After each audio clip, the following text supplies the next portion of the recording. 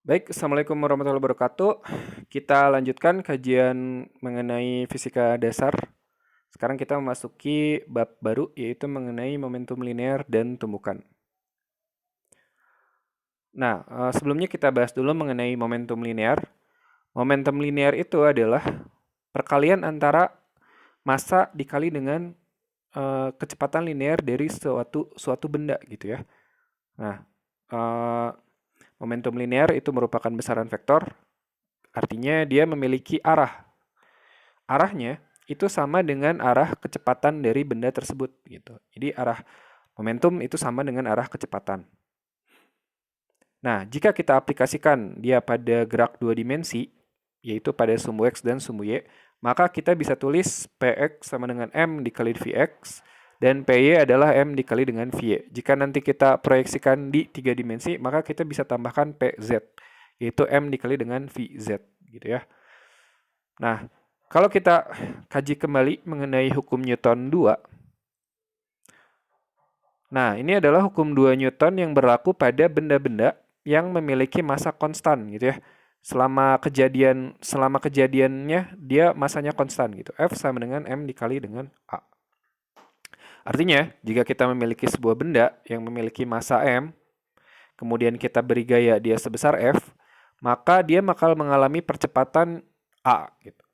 Apakah A ini bakal sama dengan gaya? Nah, besarnya A ini adalah sebanding dengan besarnya gaya begitu ya. Jadi besarnya percepatan itu sebanding dengan besarnya gaya, tapi dia berbanding terbalik dengan besarnya massa. Nah, kita ingat kembali bahwa yang namanya percepatan itu adalah perubahan kecepatan gitu ya, ddt dari v atau perubahan kecepatan terhadap waktu. Maka jika kita gabung f per m sama dengan ddt dari v. Jika kita pindahkan ruas yang m ke ruas kanan, jadi bisa kita tulis F itu sama dengan M dV ddt M dikali ddt dari V gitu ya. Nah ini adalah untuk massa yang konstan. Bagaimana jika massanya juga ikut berubah terhadap waktu? Maka bisa kita gabung. F sama dengan ddt dari mv. Yang mana M kali V tadi kita sudah pelajari bahwa M kali V itu adalah P atau momentum. Jadi hukum 2 Newton bisa kita tulis sebagai F sama dengan ddt dari P atau gaya adalah perubahan momentum. Nanti kita bahas gaya yang dimaksud adalah gaya apa gitu. Apakah semua gaya yang bekerja pada benda itu masuk dalam F ini gitu ya. Nah, ini adalah hukum 2 Newton. Nah, jika gayanya sendiri merupakan fungsi dari waktu, maka kita bisa tulis begini, F dt sama dengan dp gitu ya. Jika kita integralkan di kedua ruas, maka integral F dt sama dengan integral dp. Dengan batas-batas, integral F itu adalah, batasnya adalah waktu pada saat 0 dan waktu pada saat tertentu gitu ya, waktu akhir atau T. Sedangkan batas-batas perubahan momentum itu adalah tentu saja momentum awal dan momentum akhir, P0 dan PT. Itu sama dengan perubahan momentumnya, PT dikurangi P0. Nah, yang di lingkari merah ini, integral F dt itu disebut dengan impuls. Jadi bisa kita ambil kesimpulan bahwa impuls itu adalah perubahan momentum. I pakai tanda vektor. Artinya, ya impuls adalah perubahan momentum. Artinya, impuls itu merupakan besaran vektor. Yang mana besarnya impuls itu atau arahnya impuls sama dengan arah dari gayanya. Gitu ya. Jika kita gambarkan dalam grafik, biasanya impuls itu tidak konstan gayanya. Kan biasanya kita katakan dalam kehidupan sehari-hari, sesuatu yang impulsif itu adalah sesuatu yang tiba-tiba naik gitu ya, tiba-tiba turun begitu. Nah, itu adalah impuls. Biasanya dia tidak konstan. Nah, impuls bisa dihitung dari luas di bawah kurva Ft begitu. Nah, bagaimana untuk menghitung luas sesuatu yang tidak konstan? Jika gayanya tidak konstan, maka kita gunakan konsep gaya rata-rata. Apa sih gaya rata-rata? Gaya rata-rata itu adalah suatu gaya konstan yang menghasilkan impuls yang sama dengan gaya sebenarnya, gitu ya. Jadi kita anggap saja bahwa gayanya itu adalah konstan. Nah, itu adalah rata-ratanya. Atau mudahnya kalau di dalam grafik, berarti luas area yang kuning gitu ya, sama dengan luas area yang dilingkupi oleh kurva yang sebenarnya, oleh kurva yang berwarna orange itu. Nah, jika G konstan, maka permasalahannya akan lebih mudah karena kita bisa kali saja langsung ya, impuls sama dengan F dikali delta T. Nah, aplikasi impuls pada kehidupan sehari-hari, contohnya adalah pada alat pengaman, yaitu pada ini seperti pada gambar itu pada airbag ya, atau yang lainnya adalah pada sabuk pengamannya gitu. Apa sih fungsinya airbag dan sabuk pengaman? Apakah dia menghentikan tabrakannya? Tentu saja tidak. Tabrakannya tetap terjadi gitu ya. Tapi dia mengurangi resiko kematian dari si pengendara atau si pengemudi gitu. Bagaimana cara kerjanya? Nah, sebenarnya apakah airbag atau si sabuk pengaman itu mengurangi impuls? Mengurangi impulsnya sebenarnya tidak. Impulsnya sama aja. Yang disebut dengan impuls kan perubahan momentum. Perubahan momentum akhir dan momentum awal. Momentum awal ketika si pengemudinya atau si pengemudinya mulai bergerak gitu ya. Momentum akhir ketika dia menabrak si setirnya atau dashboard mobilnya itu.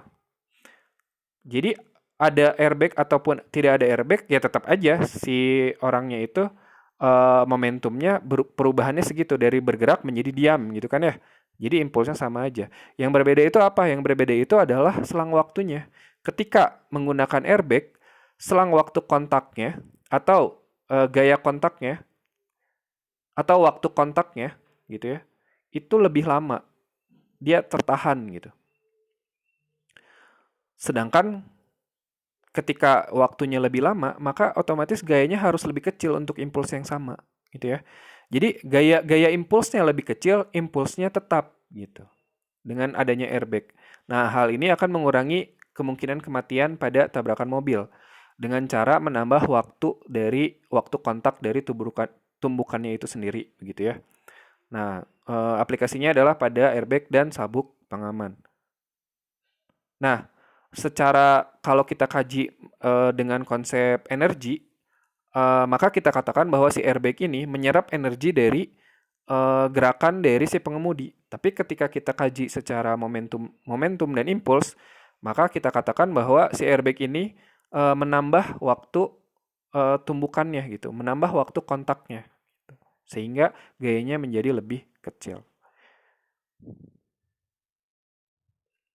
Oke. Bagaimana untuk sistem banyak partikel? Misalkan kita tinjau sebuah sistem yang terdiri dari n buah partikel. Momentum total dapat dituliskan bahwa momentum total itu sama dengan momentum dari masing-masing partikel dijumlahkan, begitu ya. Supaya persoalannya mudah, kita anggap saja sistemnya hanya terdiri dari dua partikel atau n sama dengan 2. Ada M1 dan M2. Nah, gaya-gaya yang bekerja pada sistem ini ada gaya eksternal yang bekerja pada M1, ada gaya eksternal yang bekerja pada M2, dan jangan lupa mereka juga bisa terjadi aksi reaksi. Di M2 ada F21 yaitu gaya 2 karena adanya benda 1, dan di M1 juga ada F12 yaitu gaya pada 1 oleh 2 gitu ya. Nah, gaya selalu berpasangan.